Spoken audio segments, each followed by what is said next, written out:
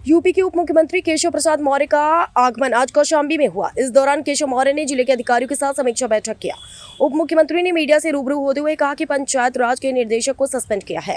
इसको विपक्ष सवाल उठा रहा है कि वाले मामले में बताया गया कि जिसने किया है वो समाजवादी पार्टी का कोई एजेंट होगा। सरकारी नौकरियों में तो हर समाज के लोग भर्ती हैं और उसके खिलाफ कार्रवाई कर दी गई।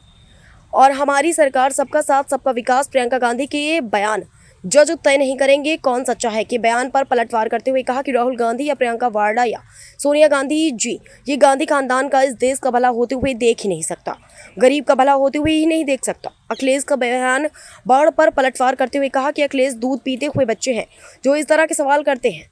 वहीं प्रदेश की राजधानी में हिमालय सहकारी समिति द्वारा निर्बल आवास समिति बनाकर नगर विस्तार में तकरीबन 3,59,000 वर्ग मीटर जमीन का घोटाला मामले में जवाब देते हुए कहा कि हमारी सरकार में कोई भी घोटाला करेगा तो उसकी जांच में सत्यता पाई गई तो उसकी बाकी की बची हुई जिंदगी सुख सुविधा से नहीं बल्कि जेल में बीतेगी। इसको लेकर किसी को संशय नहीं होना चाहिए। प्रदेश अध्यक्ष के सवाल पर कहा कि ये राष्ट्रीय नेतृत्व का मामला है। ट्वीट किया है, कहा है कि 1 अरब की पावन नियुक्ति का कर दिया प्रबंध, तीर्थराज केवल होता है। देखिए, श्री अखिलेश यादव जी के लिए कल मैं कह रहा था कि वह जैसे कोई एक दूध पीता हुआ बच्चा सवाल करे उस प्रकार के वो सवाल किया करते हैं।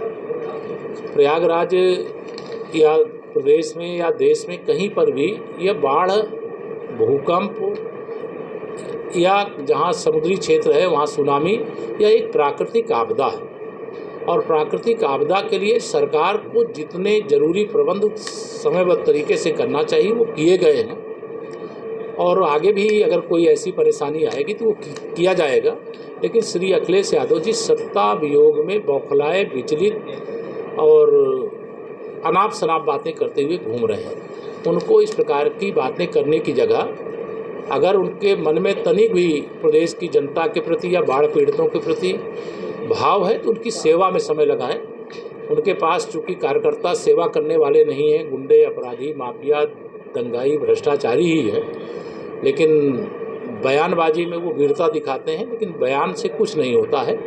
जनता की सेवा करनी पड़ती है। हमारी सरकार और हमारी पार्टी के कार्यकर्ता सेवा में समर्पित हैं और समर्पित भाव से काम। इससे राहुल गांधी जी नेता प्रियंका बोल रही है कि जज तय नहीं करेगा कौन सच्चा। श्री राहुल गांधी जी या श्री प्रियंका वाड्रा जी या श्रीमती सोनिया गांधी जी, ये गांधी खानदान इस देश का भला होते हुए देख ही नहीं सकता, गरीब का भला होते हुए देख नहीं सकता, पिछड़ों का, दलितों का, आदिवासियों का उत्थान नहीं देख सकता और ऐसे सवाल करेगा जो देशवासियों को लगे कि मतलब कहीं देश की कोई ज़मीन तो नहीं छीन लिया।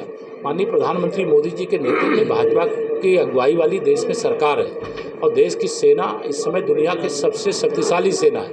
भारत की 1 इंच ज़मीन भी कोई माई का लाल नहीं ले सकता।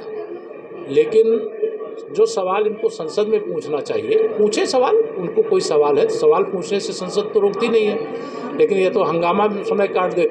लेकिन सुप्रीम कोर्ट की जो फटकार है उसके बाद भी गांधी खानदान को समझ में नहीं आया है, लेकिन उनको समझ में आएगा और जनता समझाएगी। जब भी चुनाव होंगे कांग्रेस का अस्तित्व ही संकट में भविष्य में नजर आएगा, क्योंकि राजनीति जो की जाती है रचनात्मक।